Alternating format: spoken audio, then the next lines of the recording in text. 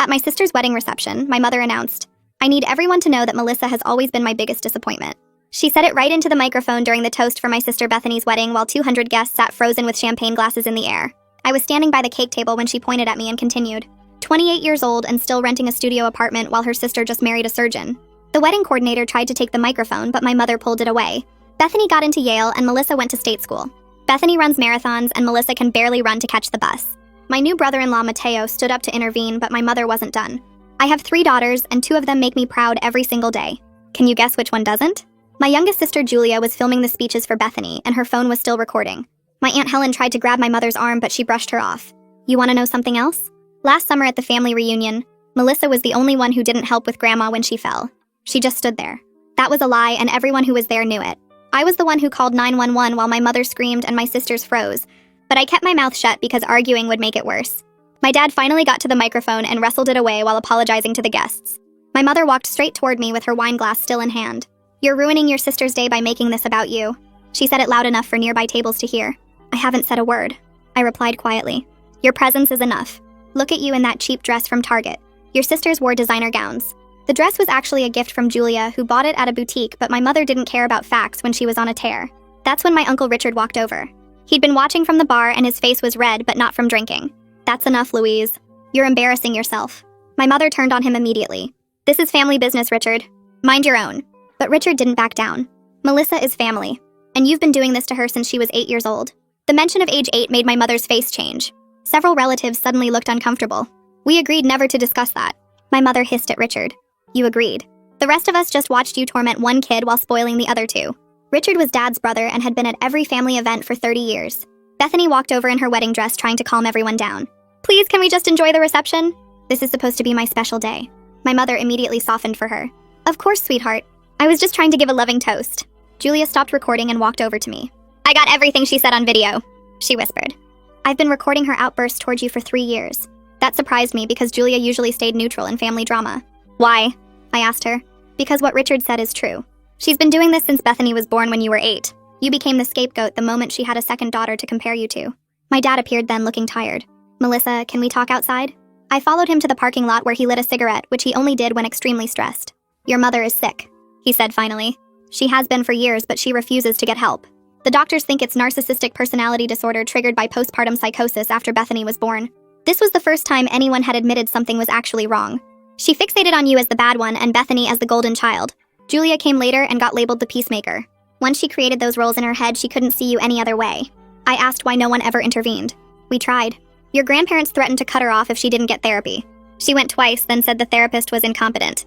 Your Aunt Helen tried to take you for a summer, but your mother called the police and said Helen kidnapped you." Everything suddenly made more sense. The pool incident when I was 12 where she pushed me in fully clothed, then told everyone I jumped. The time she donated all my college acceptance letters to my sister's schools before I could respond. The birthday party she threw for my sisters on my birthday saying they deserved double celebrations. The wedding toast was her worst public display yet. My dad continued. "But there's something you don't know. Bethany and Julia have been meeting with me and a lawyer for 6 months. We're doing an intervention next week. If she refuses treatment, we're all cutting contact." I couldn't believe my sisters were standing up for me after years of silence. We went back inside where the reception had resumed awkwardly. My mother was sitting alone at the head table because even her sisters had moved away from her. Bethany pulled me aside and handed me an envelope. "Open it later." I stood in the parking lot watching the smoke from Dad's cigarette twist up into the dark sky. The reception noise felt far away, even though we were only 50 feet from the building. Dad took another drag and looked at me with tired eyes. "They've been planning this for 6 months, he said quietly. "Meeting with a therapist, gathering evidence, building a case for why your mother needs intensive treatment. 6 months felt like forever and no time at all. 20 years of this, and my sisters finally decided to act. I didn't know if I should feel grateful they were doing something or angry they let it go on this long. Part of me wanted to scream at Dad for waiting until Mom humiliated me in front of 200 people. Another part just felt numb. Why didn't anyone tell me? I asked. Dad dropped his cigarette and crushed it under his shoe. The therapist said we needed to present a united front first. If we brought you in too early and you reacted, your mother might have found out and sabotaged everything. That made sense, but it still hurt. Julia appeared at the parking lot entrance looking for us. She walked over quickly and touched my arm. Can I talk to you for a second? Dad nodded and moved away to give us space. Julia pulled me toward her car parked in the far corner. I need to explain about the videos, she said. I started recording 3 years ago at your 25th birthday dinner. Remember that night? I remembered. Mom had spent the entire meal comparing my life to Bethany's medical school acceptance. Every course came with another comment about how Bethany was achieving great things while I worked a basic office job. Julia had sat there quietly like always, and I assumed she agreed with Mom. I was sitting across from you watching Mom tear you apart for 2 straight hours, Julia continued. You just sat there taking it, and I realized this was never going to stop unless someone documented it. So I started recording every family event on my phone. Every holiday, every dinner, every casual visit where Mom went after you. She pulled out her phone and showed me a folder labeled with dates. There were dozens of video files. I knew if we ever tried to confront her, she'd deny everything or claim we were exaggerating. But video doesn't lie. I stared at the phone screen. 3 years of evidence. 3 years of Julia watching and recording while I suffered through every event. Why didn't you say something? Julia's eyes filled with tears. Because I was scared. Mom's rage is terrifying and I didn't want to become her target. I know that's cowardly, but I was only 22 when I started recording. I'm not making excuses, but I want you to understand. I was trying to help in the only way I felt safe. We stood there in the parking lot and I didn't know what to say. The anger and gratitude mixed together until I couldn't separate them. Julia was still my little sister who'd been living in the same broken system.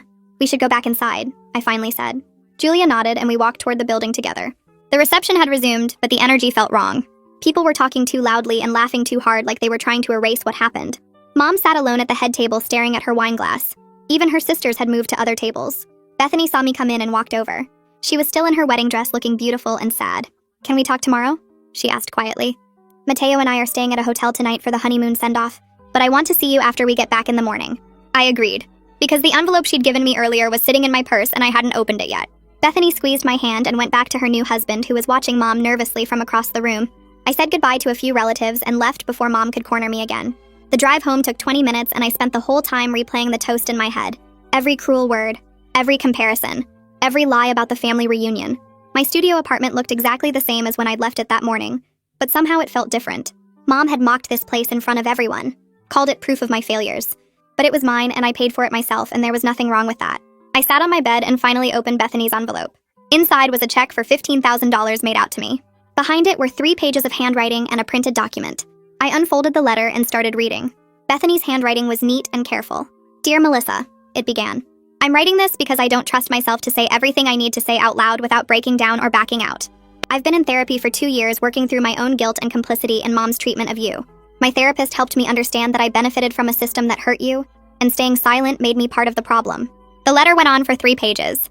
Bethany listed specific incidents where she'd watched Mom abuse me and said nothing. The pool incident when we were kids where Mom pushed me in fully clothed, then told everyone I jumped. Bethany wrote that she saw the whole thing and knew Mom was lying, but she backed up the lie because she was scared. The college acceptance letters that Mom donated before I could respond. Bethany admitted she knew where the letters were and could have saved them but didn't. The birthday parties Mom threw for my sisters on my actual birthday. Bethany said she felt guilty every time but never spoke up because she liked being the favorite. I understand if you can't forgive me, the letter ended. I spent 20 years accepting benefits that came at your expense. The favoritism, the money, the praise, all of it was built on making you the scapegoat. I'm trying to change and make amends, but I know that doesn't erase the damage. The check is for $15,000, which is exactly what Mom spent on my wedding dress and veil. It's symbolic restitution for years of financial favoritism. I hope you'll use it for something that makes you happy. I set the letter down and picked up the printed document. It was labeled Intervention Timeline and dated back to April, 6 months ago. The document showed regular meetings between Dad, Bethany, Julia, and a family therapist named Rita Chamberlain. The plan was detailed and specific. They would gather evidence of Mom's behavior. They would confront her as a united family. They would offer her a choice between intensive treatment at a specialized facility or complete estrangement from her daughters. They would support each other through whatever happened next. I read through the timeline twice, trying to process everything. My family had been planning this intervention for half a year while I went to dinners and holidays, having no idea help was coming. The check sat on my bed next to the letter. $15,000. I picked it up and looked at the amount written in Bethany's careful handwriting. It was more money than I'd ever had at once. I tried to sleep, but my mind wouldn't stop. The toast kept replaying. Mom's voice saying I was her biggest disappointment. 200 guests watching. The wedding coordinator trying to take the microphone. Uncle Richard standing up to defend me. Julia's secret recordings. Dad's confession about Mom's diagnosis. Bethany's letter acknowledging 20 years of complicity. I read the letter again around 2 a.m. Bethany noted that the $15,000 matched exactly what Mom spent on her wedding dress and veil. Symbolic restitution. The words felt important. Not just an apology, but an attempt to balance the scales after years of inequality. My phone rang at 7 a.m. and I grabbed it half asleep. Julia's name showed on the screen. Did you read the letter? She asked. I sat up and rubbed my eyes. Yeah, I read it. Julia was quiet for a second. We wanted to include you in the planning months ago, but the therapist said we needed to build a united front first. She said bringing in the primary abuse victim too early might make it harder for us to stay strong if Mom tried to manipulate us. Primary abuse victim. The clinical term made everything feel more real somehow. "Are you okay?" Julia asked. I wasn't sure how to answer that. "Can we meet for breakfast?" Julia said yes immediately, and we agreed on a diner far from our neighborhood where we wouldn't run into family. I got dressed and drove across town. The diner was old and quiet with cracked vinyl booths. Julia was already there when I arrived. She had her phone on the table. "I want to show you something," she said after we ordered coffee. She opened the folder of video files. 47 videos labeled by date going back 3 years. "We need to watch some of these together. I know it's going to be hard, but you need to see what I recorded." We started with a video from last Thanksgiving. Julia had set her phone on the table pretending to check messages, but the camera was recording. The video showed Mom talking to relatives at the far end of the table. I was visible in the frame, picking at my food and staying quiet. Mom's voice came through clearly. She spent 12 minutes explaining to aunts and uncles why I was the disappointment of the family. She listed my failures one by one. The state school instead of an Ivy League. The studio apartment instead of a house. The office job instead of a prestigious career. I sat there in the video not defending myself or arguing back, just eating and staying silent like I'd learned to do. Watching it from outside my own perspective made everything look different. The cruelty was undeniable. We watched 3 more videos before the coffee got cold. In one from Easter dinner last year, Mom spent 20 minutes explaining to my aunt why I'd never get married because I was too damaged from being raised by her. The logic didn't make sense, but nobody at the table challenged it. Another video from my birthday in July showed Mom announcing at a family barbecue that she forgot it was my birthday because I wasn't worth remembering. People laughed like it was a joke, but her face showed she meant every word. The last video we watched was from September when I got a promotion at work. I'd mentioned it casually to Julia, who told the family, and Mom's response was captured on camera. She told everyone my promotion was probably a diversity hire because I wasn't smart enough to earn it on merit. Watching myself accept these comments without fighting back felt like watching a stranger. I'd learned somewhere along the way that defending myself only made things worse. Julia closed the video folder and looked at me. She admitted she'd been working with the family therapist to understand her own role as peacemaker. The therapist explained that staying neutral and trying to smooth things over was another form of dysfunction. By keeping peace, she enabled Mom's behavior and left me without an ally when I needed one most. Julia's eyes were red when she said this. She'd spent 3 years documenting abuse but never once stepped in to stop it while it was happening. I wanted to be angry at her, but mostly I felt tired. My phone rang and Dad's name appeared on the screen. He asked if I could come to his office downtown that afternoon for a family meeting. Something in his voice sounded urgent, so I agreed, and gave Julia a ride since she'd taken the bus to meet me. Dad's office was in a building near the courthouse where he worked as an accountant. We took the elevator to the 7th floor and walked down a hallway that smelled like coffee and cleaning products. Bethany was already in the conference room when we arrived. She was wearing jeans and a sweater instead of her usual professional clothes, and her hair was pulled back in a messy ponytail. She looked like she'd been crying recently. Uncle Richard sat across from her with a folder of papers spread on the table. Dad introduced him as the family truth teller and witness, which made Richard smile sadly. He said someone needed to remember what actually happened over the years since Mom rewrote history constantly. A laptop sat open on the table with a video call already connected. The woman on screen introduced herself as Rita Chamberlain, the family therapist Dad mentioned. She had gray hair pulled into a bun and wore glasses that made her look like a librarian. Rita explained she was a specialist in narcissistic family systems and had been working with Dad, Bethany, and Julia since April to break the enabling patterns that allowed Mom's abuse to continue for 20 years. She spoke carefully like she was used to dealing with complicated family situations. Rita walked us through the intervention process step by step. First, we'd gather the family and show Mom video evidence of her behavior. Then each person would read a prepared statement about how her actions affected them. Finally, we'd present her with information about treatment programs and give her a clear choice about her future relationship with everyone. Rita stressed that the choice had to be Mom's decision, but the consequences would be real if she refused help. Rita explained that Mom's postpartum psychosis after Bethany's birth created a break in her perception of reality. She fixated on me as the source of her problems, even though I was just an 8-year-old kid. The condition went untreated because Mom refused to believe anything was wrong with her. Over 20 years, it evolved into full narcissistic personality disorder, with me permanently cast as the scapegoat. Rita said this pattern was common in families where one parent develops a personality disorder after a traumatic event. The parent needs someone to blame for their pain, and picks a child who reminds them of whatever triggered the break. In Mom's case, I apparently reminded her of herself before she had kids, and she hated that version of herself. None of this was my fault, but I'd spent 2 decades believing I deserved the treatment. Uncle Richard cleared his throat and started talking without looking at any of us directly. He admitted he'd been confronting Dad privately for 15 years about the abuse. He'd seen Mom push me in the pool and lie about it. He'd watched her throw away my college acceptance letters. He'd heard her tell relatives I was worthless and stupid while I sat right there at the table. Every time he brought it up to Dad, my father made excuses about not wanting to make things worse or hoping Mom would improve on her own. Richard's voice cracked when he apologized directly to me for not doing more to protect me as a child. He said he should have called child services or taken me to live with him, but he was afraid of causing a family war. His regret filled the conference room like smoke. Rita took control of the conversation again and outlined the intervention plan scheduled for next Saturday. We'd gather at Aunt Helen's house with extended family present. Helen had volunteered her home because she was done protecting Mom's feelings after the kidnapping accusation years ago. Rita would facilitate the meeting and keep things on track when Mom tried to derail the conversation. We'd show selected video clips that clearly demonstrated the pattern of abuse.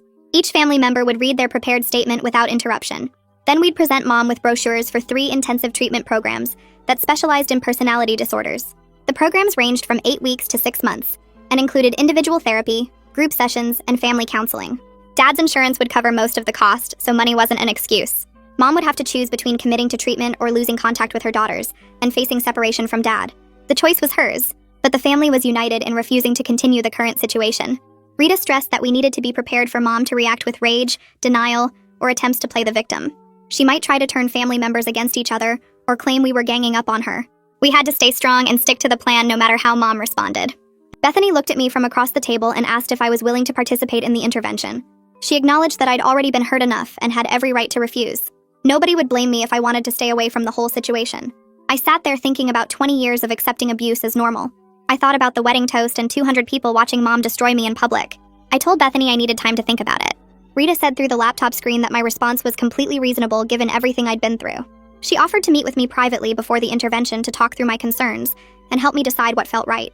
The meeting ended after another 30 minutes of logistics planning. Richard gave me his phone number and told me to call any time if I needed to talk. Bethany hugged me before leaving and whispered that she understood if I never forgave her. Julia rode home with me and we drove in silence for most of the trip. I spent the next 2 days watching all 47 videos Julia had recorded. Each one lasted between 5 and 20 minutes. The cumulative effect was devastating in ways I hadn't expected. I watched myself shrink and silence over 3 years of documented abuse. In early videos from 3 years ago, I still tried to defend myself occasionally or correct Mom's lies. By the most recent videos, I just sat quietly and took whatever she said without reaction. I'd learned to make myself small and invisible, hoping she'd move on to another target. The videos showed me accepting cruelty as completely normal behavior. I never defended myself because I'd been trained since age 8 that my perspective didn't matter. Mom's version of reality was the only one that counted, and arguing just made everything worse. Watching from outside my own experience made the dysfunction impossible to ignore. I saw family members look uncomfortable during Mom's rants, but nobody ever intervened. They'd glance at each other or study their plates, but the abuse continued while everyone stayed silent. I was surrounded by witnesses who did nothing to help. The videos also showed how Mom's attacks followed a pattern. She'd start with a small criticism, then build to a full character assassination over 10 or 15 minutes. She'd compare me to my sisters, list my failures, question my intelligence, mock my appearance, and predict my future loneliness. The script varied slightly, but the structure stayed the same every time. On Wednesday, I called Rita's number and she answered after 2 rings. We talked for 90 minutes about my role in the intervention. Rita explained that my presence wasn't required, but could be powerful for the family to see me finally speaking up.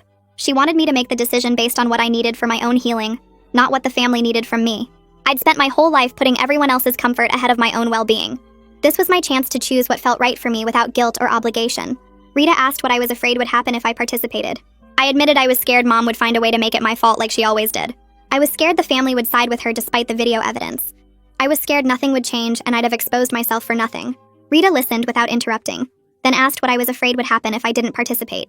I realized I'd spend the rest of my life wondering if I could have made a difference. I'd regret not taking the chance to finally be heard and validated by my whole family.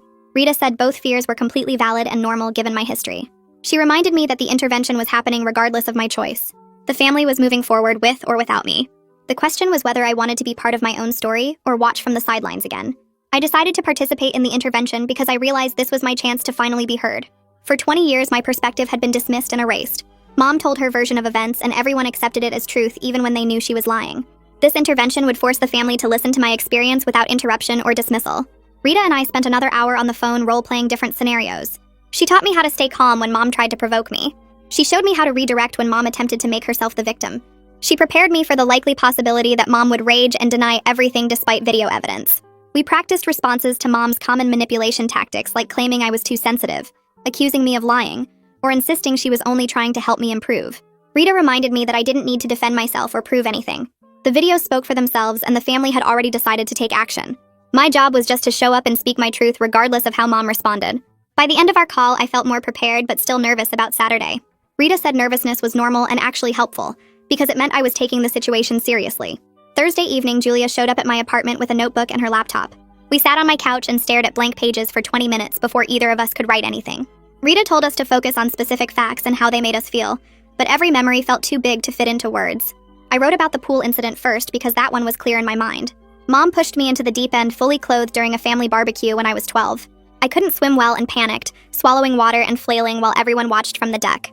Uncle Richard jumped in and pulled me out. I threw up pool water on the concrete while Mom told everyone I'd been showing off and slipped.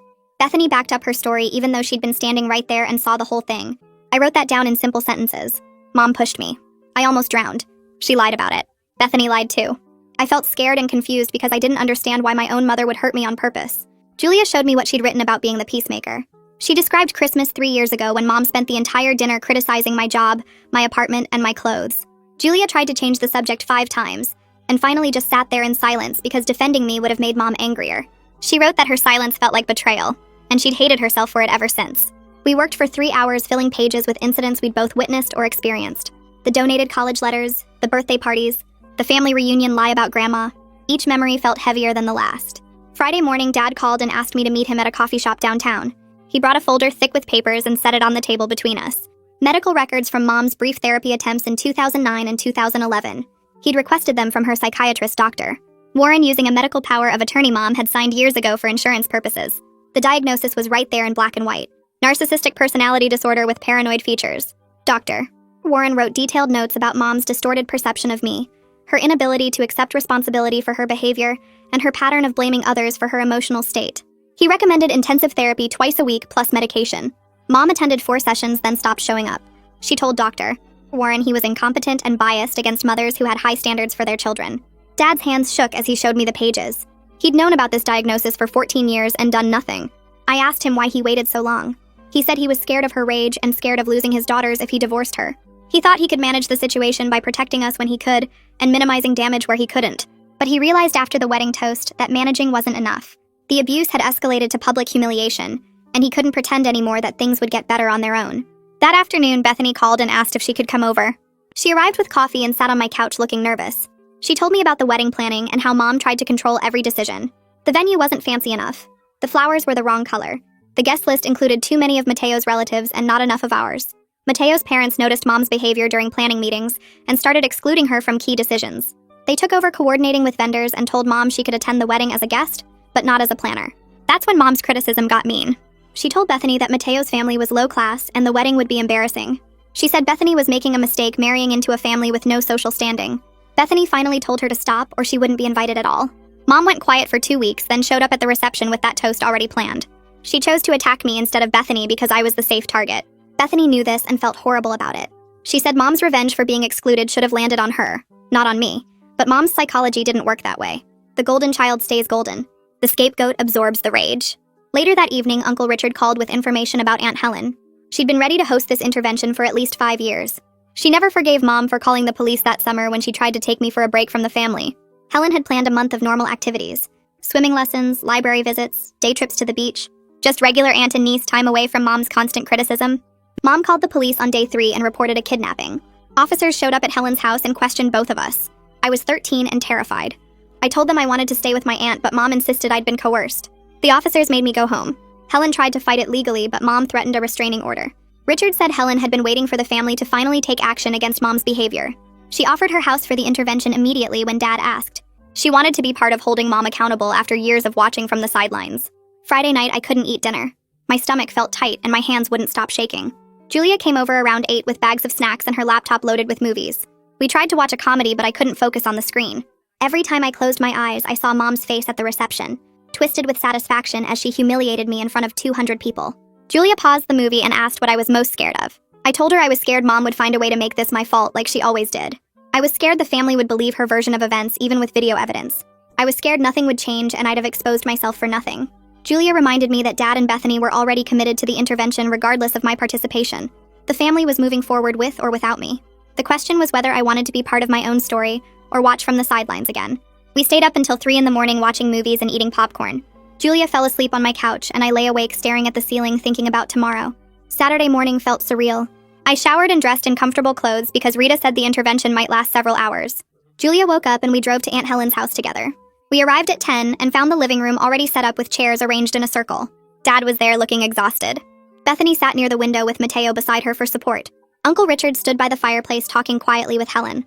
2 of Mom's sisters were present along with another uncle I recognized from family gatherings. Rita arrived last, carrying a briefcase and wearing a professional but kind expression. She greeted everyone and asked us to take our seats. The atmosphere felt heavy. Nobody made small talk or joked around. This was serious and everyone knew it. Rita stood in the center of the circle and reviewed the intervention structure one more time. Dad would speak first, explaining why we were gathered.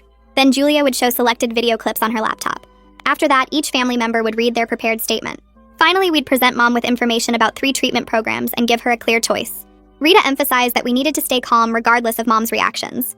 She would likely get angry, try to leave, play victim, or attempt to turn family members against each other.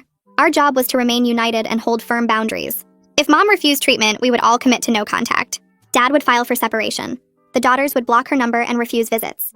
Extended family would not include her in gatherings. Rita asked if everyone understood and was ready. We all nodded. My heart pounded so hard I could hear it in my ears. Mom arrived at 11, pulling into the driveway in her silver sedan. Through the window, I watched her check her makeup in the mirror and grab her purse.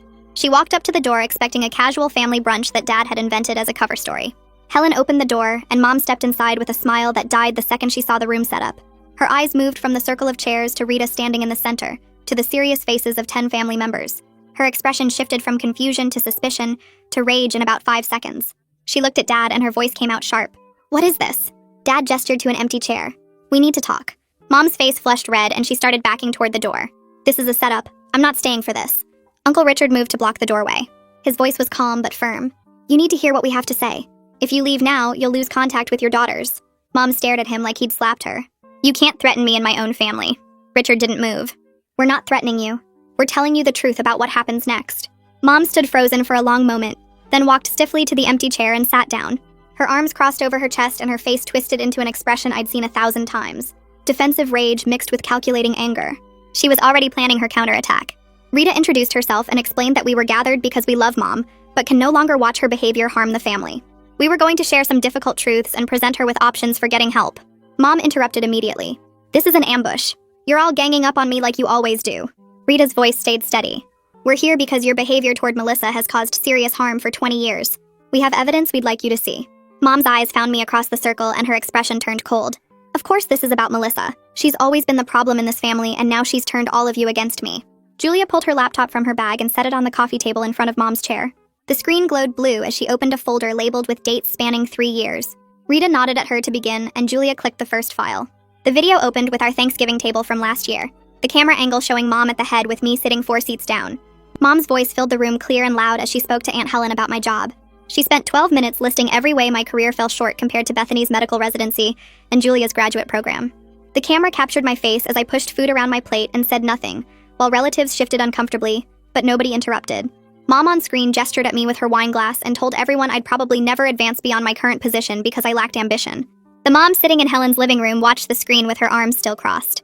Her face started out defiant, but slowly the color drained from her cheeks. She couldn't claim the video was edited or taken out of context because the timestamp showed 12 uninterrupted minutes, and her own voice condemned her without any help from me. Julia let the first video finish, then opened the next file. This one showed Christmas 2 years ago, where Mom explained to extended family why she worried about my future. The pattern repeated with Mom detailing my shortcomings while I sat silent, and relatives looked uncomfortable but said nothing. We played 5 more clips total, and each one showed the same dynamic playing out across different holidays and family gatherings.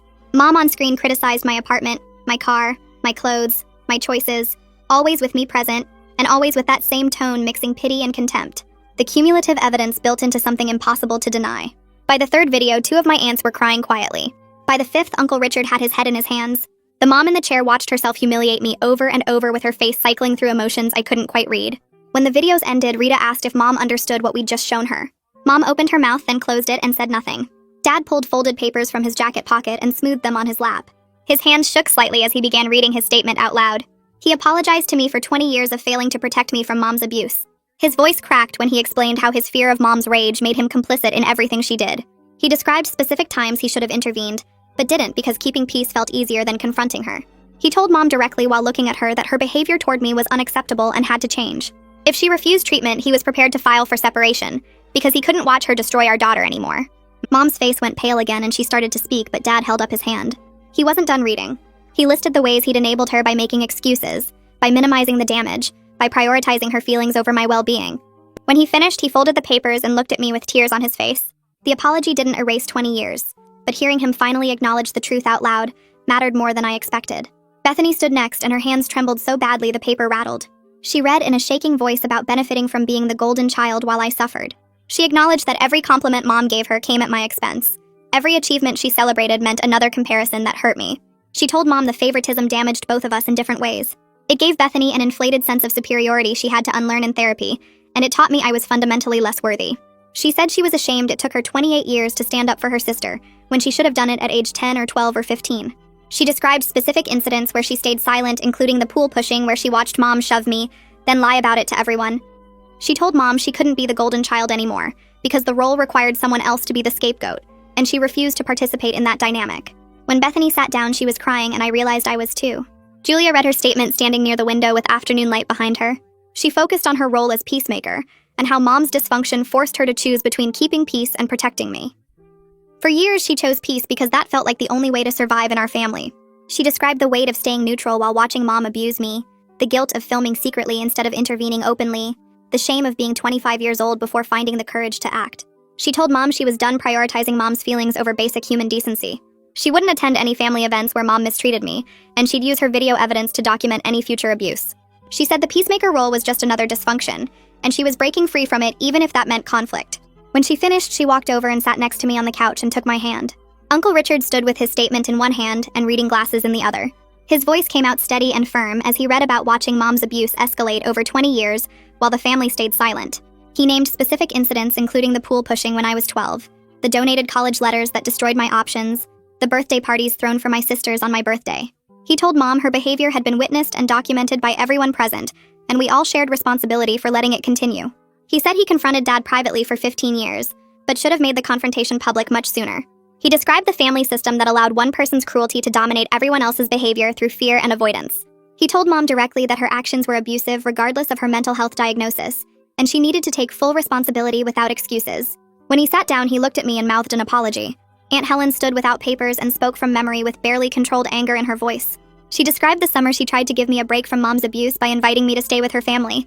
I was 13 and desperate to escape, and Helen saw it clearly. She told Mom that calling the police and accusing her of kidnapping was evil. It wasn't protective parenting, it was controlling behavior designed to maintain power over me. She said she never forgave Mom for prioritizing control over my well-being, and she'd been waiting years for the family to finally hold Mom accountable. She described watching me shrink over the years from a bright 8-year-old into a silent 28-year-old who believed she deserved mistreatment. She told Mom that the wedding toast was just the public version of what Mom had been doing privately for 2 decades, and everyone in this room knew it. When Helen finished, she sat down hard in her chair and wiped her eyes. I stood last with my statement printed on 3 pages that felt like they weighed 10 pounds. My hands shook so badly that Julia had to stand and hold the paper steady while I read. I described what it felt like growing up believing I was fundamentally broken and unlovable. Every comparison to my sisters taught me I was less smart, less pretty, less worthy of love and attention. Every criticism built on the last until I couldn't see myself clearly anymore, only through Mom's eyes as the disappointment and failure. I told her about the therapy I started 3 years ago to undo the damage, the slow work of learning that her perception of me wasn't truth. I described how the wedding toast felt like the ultimate public confirmation of what I'd always feared everyone secretly believed about me. But it was just the public version of what she'd been saying privately my whole life. I told her I didn't know if I could forgive her, but I knew I couldn't keep accepting her treatment. When I finished reading, my voice was barely a whisper, and my face was wet with tears. Mom's face went through changes as she listened to 8 family members detail her behavior. She tried to interrupt Dad with justifications, but Rita firmly told her to wait until everyone finished. She tried again during Bethany's statement, and Rita redirected her the same way. By the time I finished reading, Mom's expression showed rage mixed with denial, mixed with something that might have been shame. Her mouth opened and closed several times like she wanted to speak, but couldn't find words. Rita asked if she understood what we'd shared, and Mom nodded slowly. Rita asked if she recognized her behavior in the videos, and Mom's face twisted, but she nodded again. Rita asked if she understood the harm she'd caused, and Mom looked at me for the first time since the videos played and whispered yes. Rita pulled folders from her bag and spread them on the coffee table in front of Mom. She explained these were 3 intensive treatment programs specializing in personality disorders. The first program ran 8 weeks with daily individual therapy and group sessions. The second program lasted 3 months with a residential component for the first month. The third program was 6 months long with twice-weekly sessions and family therapy starting in month 2. All 3 programs included work on narcissistic patterns, family systems, and trauma processing. Rita explained that Dad's insurance would cover most of the cost for any program Mom chose. The folder included intake information, program schedules, and contact details for each facility. Rita told Mom she had a choice to make, but she needed to understand what was at stake. If she chose treatment and committed to real change, the family would support her recovery. If she refused treatment or quit partway through, every person in this room would cut contact, and Dad would file for separation. Rita laid out the choice with a calm voice that somehow made the weight of it feel heavier. Mom could commit to intensive treatment and do the hard work of changing her behavior patterns, or she could lose contact with her daughters and face separation from Dad. The choice was hers, but the family was united in refusing to continue the current dynamic. She explained that the programs required full commitment, not just showing up, but actually engaging with the painful process of examining why she hurt the people she claimed to love. Mom sat frozen in her chair while Rita spoke, her hands gripping the armrests so hard her knuckles turned white. The treatment folders sat on the coffee table in front of her like evidence at a trial, each one representing a different path forward that required her to admit she'd been wrong for 20 years. Rita finished by saying that everyone in this room was prepared to follow through on the consequences if Mom refused help or quit halfway through. Dad nodded when she said it, and so did Bethany and Julia, and even the aunts and uncles who'd stayed silent for so long were nodding too. Mom's face changed from pale shock to red fury in seconds. She exploded out of her chair screaming that we were all against her, and this was proof that I'd turned everyone into believing lies about her. Her voice cracked as she pointed at me and said I'd been poisoning the family for years, playing the victim and making her look like a monster when all she'd ever done was try to push me to be better. She said the videos were taken out of context, that I probably told Julia what to record and when to record it, that this whole intervention was just another way for me to make myself the center of attention. Uncle Richard stood up then with his arms crossed, and his voice stayed completely calm when he spoke. He told Mom that we had video evidence of her own words coming out of her own mouth, and her behavior condemned her without any input from me whatsoever. He said she could rage all she wanted, but the recordings didn't lie, and 47 separate incidents over 3 years showed a clear pattern that had nothing to do with me manipulating anyone. Mom switched tactics immediately when she realized the rage wasn't working. She started crying and saying she'd always tried her best, and we were ungrateful for everything she'd sacrificed for this family. She talked about giving up her career to raise us, about all the sleepless nights and doctor appointments and school events she attended, about how hard it was being a mother when nobody appreciated what she did. She said she wasn't perfect, but she'd loved us and provided for us, and we were throwing her away like garbage over a few moments when she'd been stressed or said things she didn't mean. Aunt Helen cut her off before she could continue. She stood up and started listing specific incidents of cruelty that had nothing to do with sacrifice and everything to do with deliberate harm. She brought up the pool incident when Mom pushed me in and lied about it. She mentioned the college acceptance letters Mom donated before I could respond to them. She talked about the birthday parties Mom threw for my sisters on my actual birthday. She described the summer when she'd tried to give me a break, and Mom called the police claiming kidnapping. Each example was specific and detailed and impossible to dismiss as stress or imperfect parenting. Rita raised her hand and suggested Mom take a break to process what she'd heard. She said we'd step outside for 20 minutes while Mom sat alone in the living room with the treatment program information, and Mom could use that time to think about what she wanted to do next.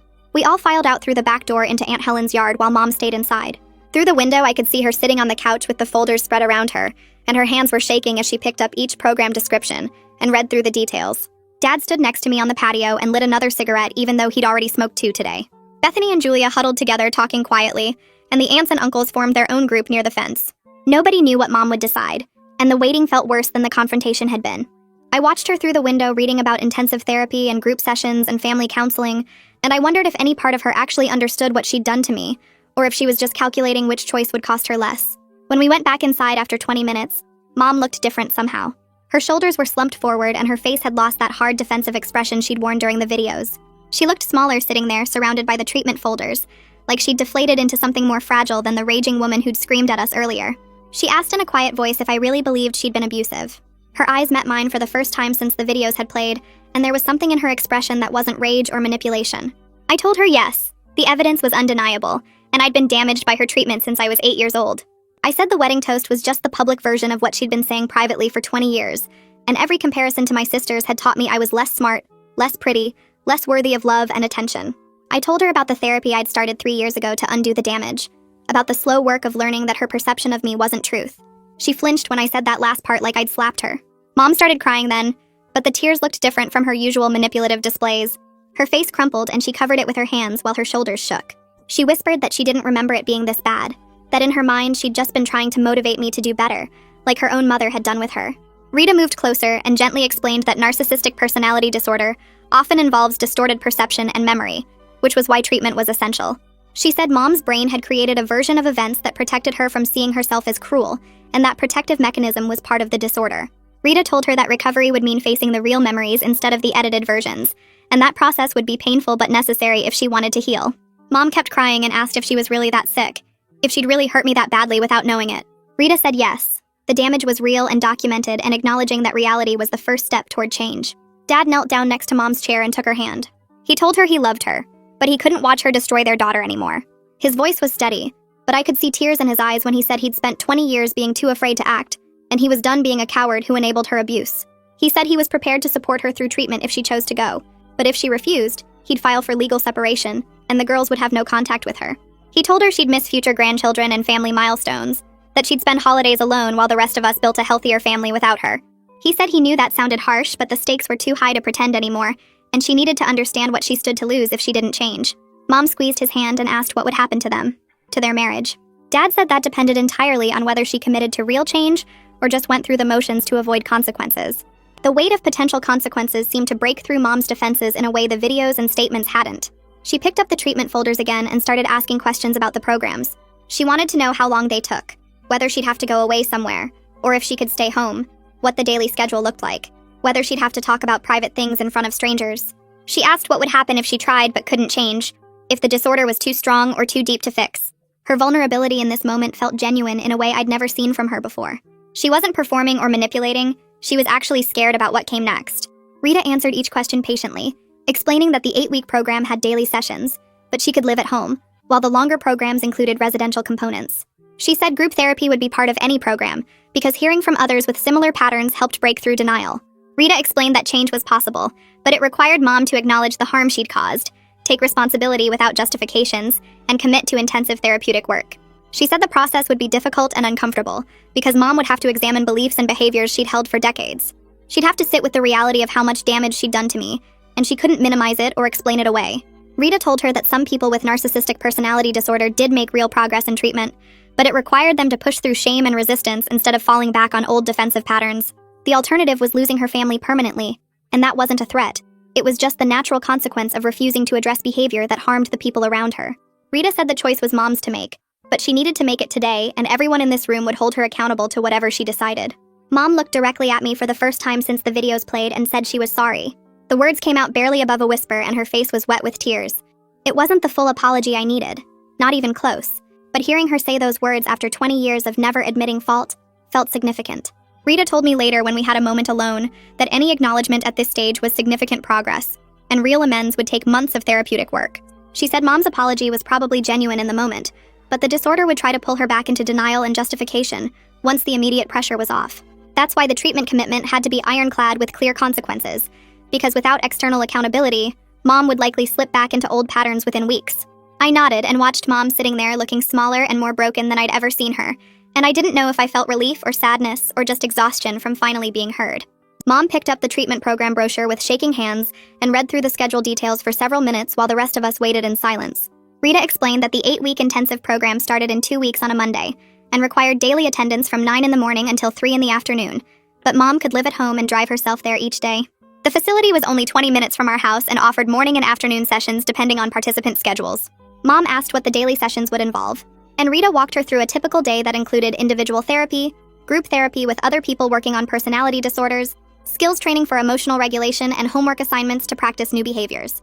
Family therapy sessions would start in week 4, once her therapist decided she was ready to engage with us productively, instead of defensively. Mom looked at me and asked if I would participate in those family sessions, and I said yes, but only if her therapist confirmed she was making real progress and taking responsibility.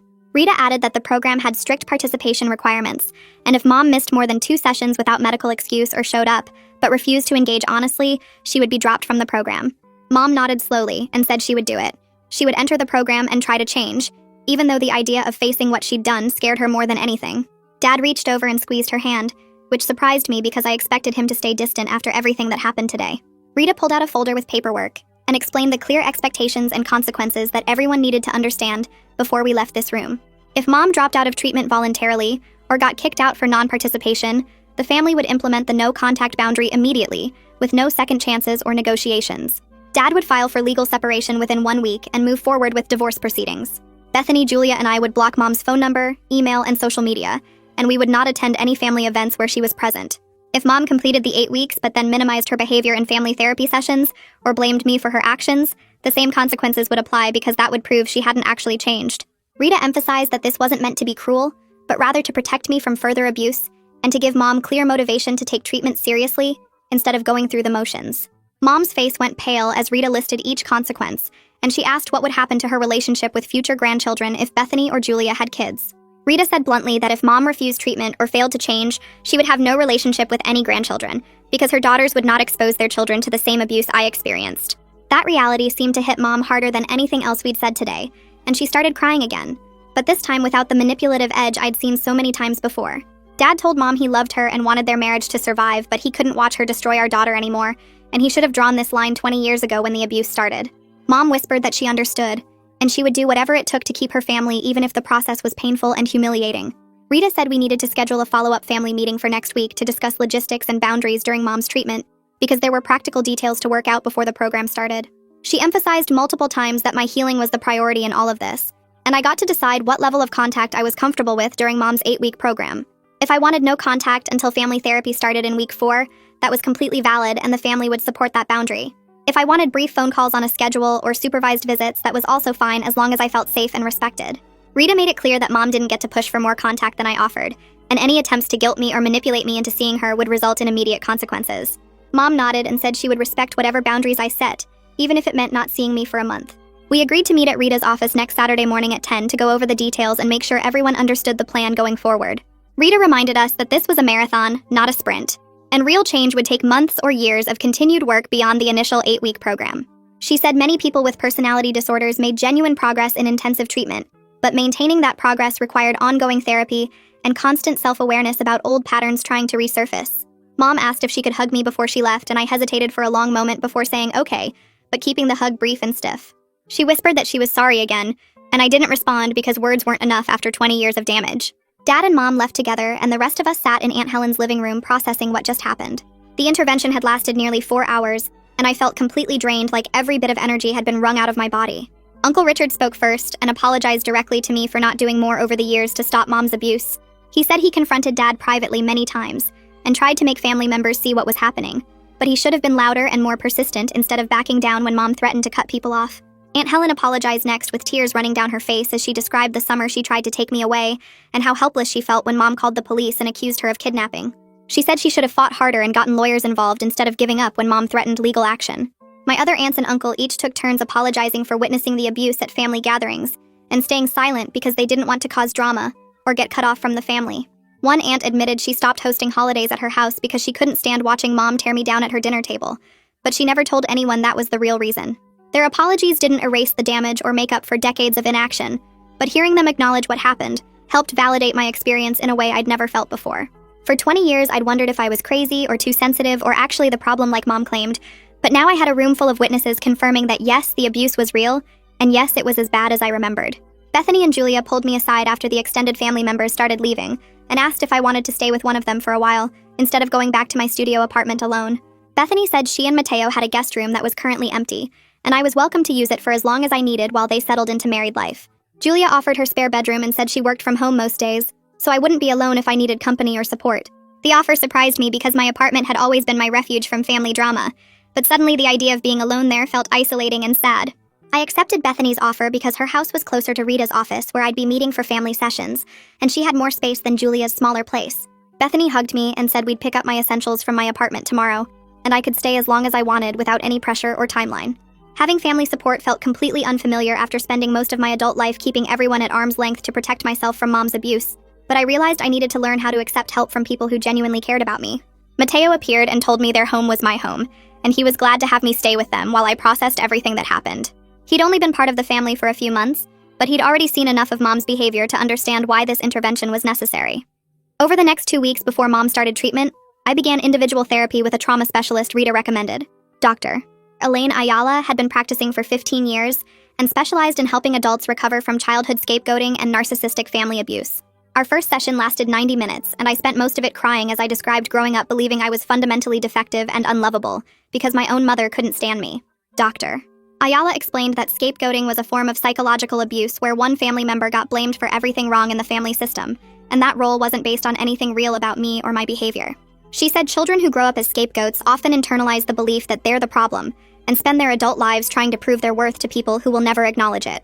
The role I played in my family wasn't my fault and wasn't caused by any deficiency in me, but rather by Mom's mental illness and the family's dysfunction in enabling her behavior. Dr. Ayala helped me understand that I'd spent 20 years trying to fix something that was never broken in me, but rather broken in the family system that cast me as the bad one. She gave me homework assignments to identify negative beliefs I held about myself and trace them back to specific things Mom said or did over the years. Writing down those connections helped me see how much of my self-perception was based on Mom's distorted view rather than reality.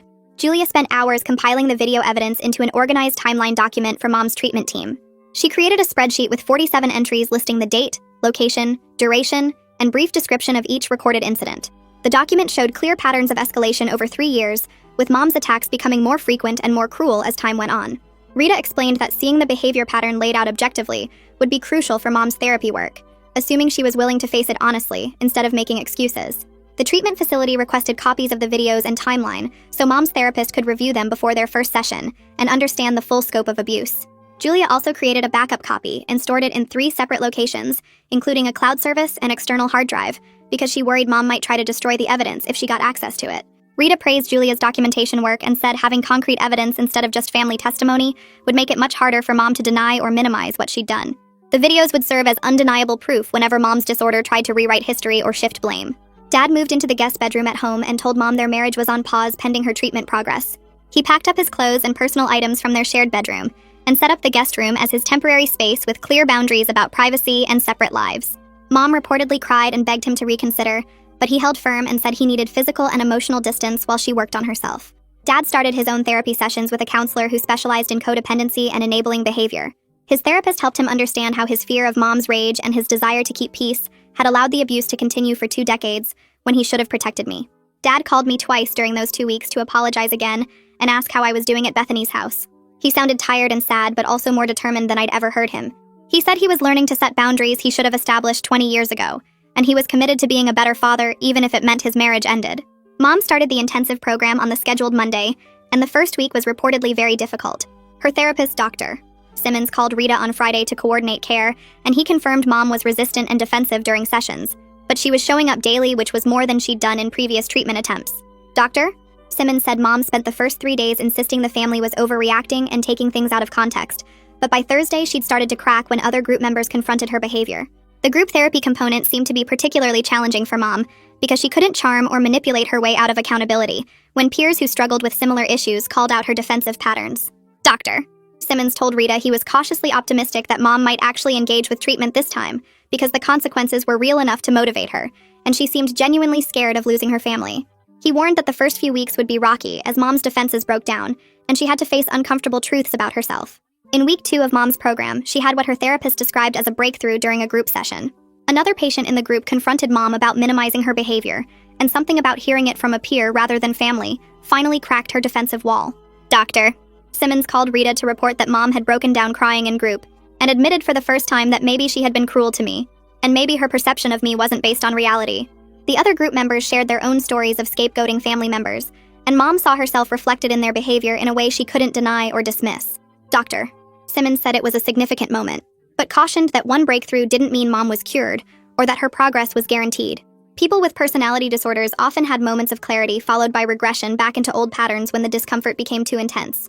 The real test would be whether Mom could sit with the shame and guilt of facing what she'd done, instead of falling back on blame and justification to protect herself from those painful feelings. Rita scheduled our family session for the following Thursday afternoon at her office downtown. Dad drove Bethany, Julia, and me in his car because none of us felt like making small talk in separate vehicles. The office was on the 3rd floor of a professional building with beige walls and generic landscape paintings that probably came from a bulk furniture store. We sat in a circle on cushioned chairs while Rita pulled out her notes and asked us to share how we were feeling about the intervention and Mom's treatment progress. Dad went first and talked about the relief of finally taking action after decades of watching Mom hurt me without stopping her. His voice cracked when he described the guilt he carried for being too afraid of her rage to protect his own daughter. Bethany spoke next and admitted she was grieving the years we lost as sisters, because Mom's favoritism created a barrier between us that I didn't build, and she didn't question. Julia said she felt anxious about whether Mom's change would last beyond the 8 weeks of intensive treatment, or if she'd regress back into old patterns once the structure and accountability disappeared. I told them I was scared to hope that things could actually be different, because hoping and being disappointed again felt more painful than just accepting Mom would never change. Rita validated all our feelings and explained that family recovery from narcissistic abuse was a long process that didn't end when the abuser finished a treatment program. We spent 90 minutes talking through our fears and expectations, and what we each needed from this process to feel safe moving forward. Rita emphasized that my healing was the priority, and my sisters and dad needed to support my boundaries, even if it meant less contact with Mom than they wanted for themselves. Dr. Simmons called Rita the next week to report that Mom had completed 4 weeks of intensive treatment and was showing genuine progress in acknowledging the harm she caused. Rita shared the update with me during my individual session and explained that Mom was beginning to take responsibility for specific incidents without immediately justifying or minimizing her behavior. The breakthrough in group therapy had opened something in Mom where she could see her actions reflected in other patients' stories and recognize patterns she'd been blind to for 20 years. Dr. Simmons said Mom was working on understanding how her postpartum psychosis after Bethany's birth had evolved into entrenched personality patterns that shaped how she viewed me.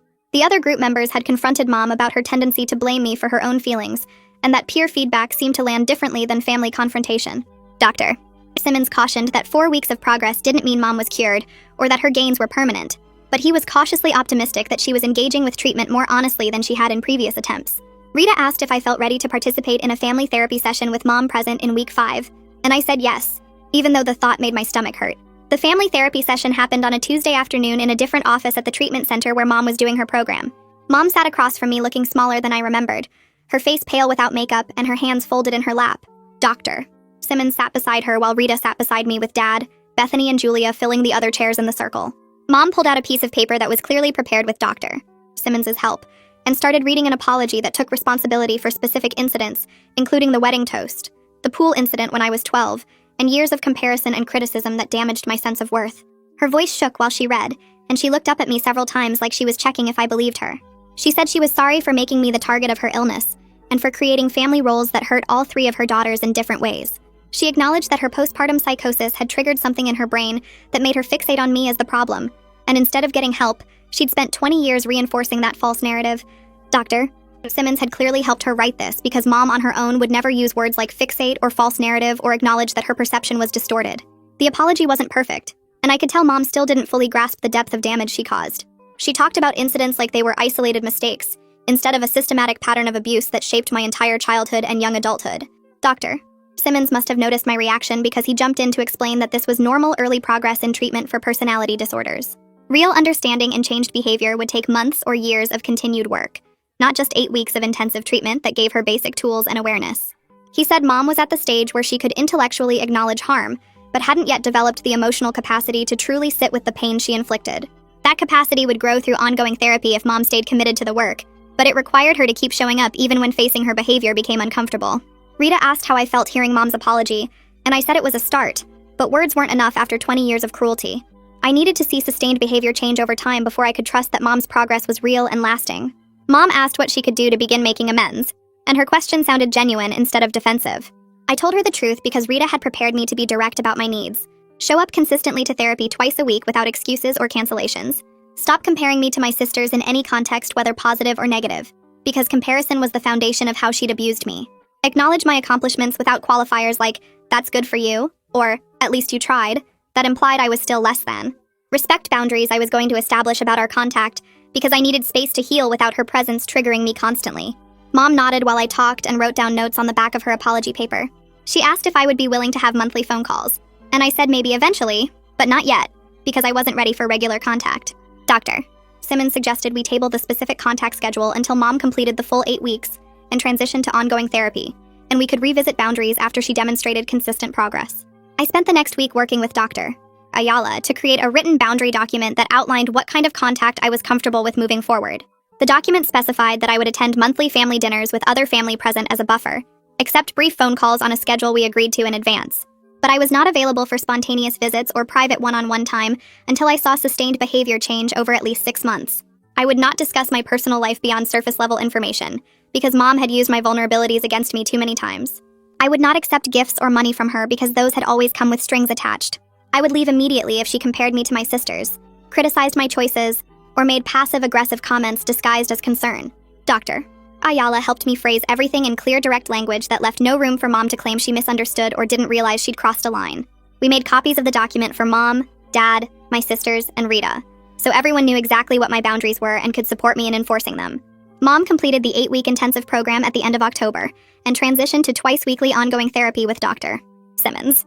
Her discharge summary noted significant progress in acknowledging harmful behavior patterns, but emphasized the need for continued treatment to maintain gains and prevent regression. Dr. Simmons warned that the transition from intensive daily therapy to twice-weekly sessions was a vulnerable time when patients often slipped back into old patterns without the constant structure and accountability. He recommended monthly family therapy sessions to monitor mom's progress and address issues before they escalated. Rita agreed to facilitate those sessions and scheduled the first one for mid-November. Dad reported that mom seemed genuinely committed to ongoing therapy and was reading books Dr. Simmons recommended about narcissistic personality disorder and family systems. She'd started journaling about her feelings instead of immediately acting on them, which was a new skill she learned in the intensive program. Dad was cautiously optimistic, but maintaining boundaries about their marriage, still sleeping in the guest room and limiting their interactions to practical household matters. 3 months after the intervention, we gathered at Aunt Helen's house for Thanksgiving, with the whole extended family present. I was nervous about seeing mom in a social setting after months of limited contact, but Bethany and Julia stayed close to me as a support system. Mom's behavior was noticeably different from every previous family gathering I could remember. She asked me questions about my life without immediately comparing my answers to my sister's accomplishments. She complimented my outfit, a blue sweater and black pants, without adding qualifiers about how it would look better if I lost weight or styled my hair differently. When she started to slip into old patterns by mentioning that Bethany had just gotten a promotion, she caught herself mid-sentence and apologized for making a comparison. The apology was awkward and everyone at the table noticed, but the fact that she recognized her mistake and corrected it felt significant. Uncle Richard watched mom carefully throughout dinner like he was waiting for her to explode, but she stayed calm even when the conversation didn't center on her. Aunt Helen told me privately in the kitchen that she'd never seen mom work this hard to control her behavior, and while 3 months wasn't enough time to trust the change completely, it was more progress than she'd expected. I used some of Bethany's $15,000 to enroll in a professional development course on project management that I'd been interested in for years. My job involved coordinating multiple tasks and deadlines, but I'd never had formal training in the methodologies that could make me more effective.